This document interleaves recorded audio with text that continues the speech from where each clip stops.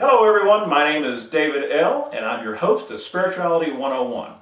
Today, let's stir up some controversy. Let's have some fun. This is what Jesus loved to do. He loved to make people think and look at their beliefs and challenge those beliefs to make them grow. So let's do that today. Let's have some fun. All right, what are we going to talk about today? Let's talk about who you are. Let's talk about who I am. Let's talk about who Jesus is. And let's talk about who all of us are here. This is what got the whole hornet's nest going back 2,000 years ago. I don't know about you, but when I went to church as a kid and through the years as I've gone, what I've heard, now you got to remember it's not necessarily the same thing that was said, but what I heard was that, David L., you're a low-down, dirty, rotten sinner who needs the saving grace of Jesus Christ and His sacrifice upon the cross and His blood upon you to enter into the kingdom of heaven because you're such a low-down, dirty, rotten sinner. Ooh! Oh, that hurts. Ah! Ugh! But I don't know about you, but I'm wondering, is that really what Jesus said? Answer is no, not even close. Who did Jesus say you are? Why did the religious authorities get so upset at the time? Well, let's start with Jesus. Jesus claimed to be the Son of God, or a son of God. The phrase, but let's talk about being a child of God. He claimed to be a child of God, and they called that blasphemy. It was a heinous crime. They were ready to kill him. They wanted to stone him. Why? Because he claimed to be like God. And they didn't like that because they believed that God was up there and He was a perfect being and we were down here and we were imperfect. And to claim to be like God was a crime. It's arrogance. Oh, they just wanted to stone him. It was heinous. But really, was he?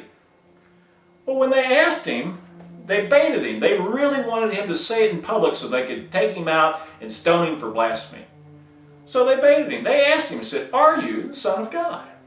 And he looked back at them and said, "Your own scriptures say you are God's sons of the Most High."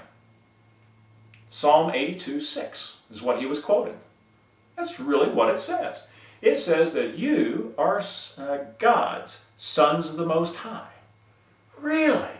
I didn't know that. I don't know about you. But I read past that for many, many years, just kind of skimmed past it, and I thought the whole argument was over his deity.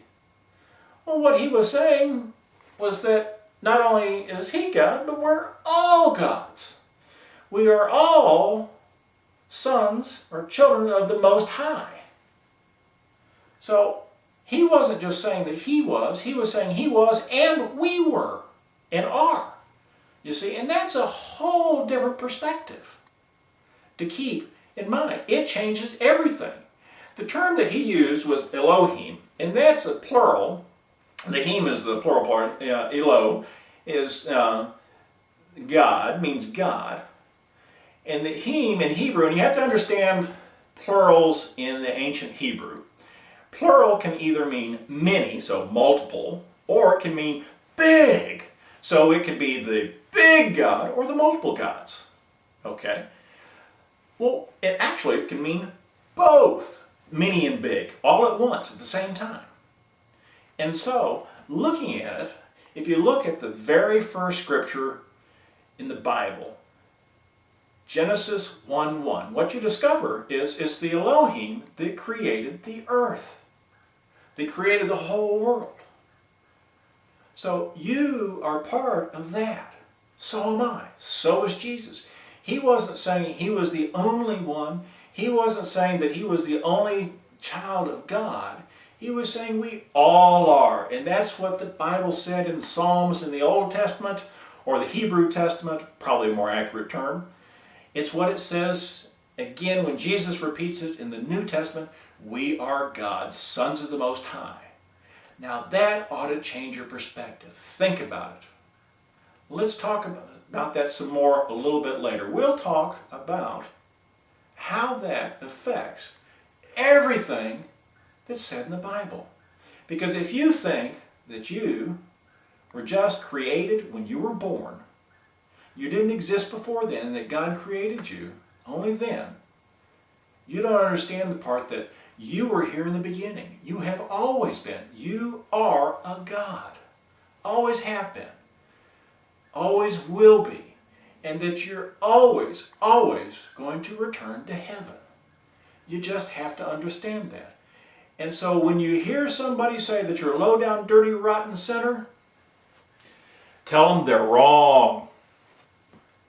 See you next time.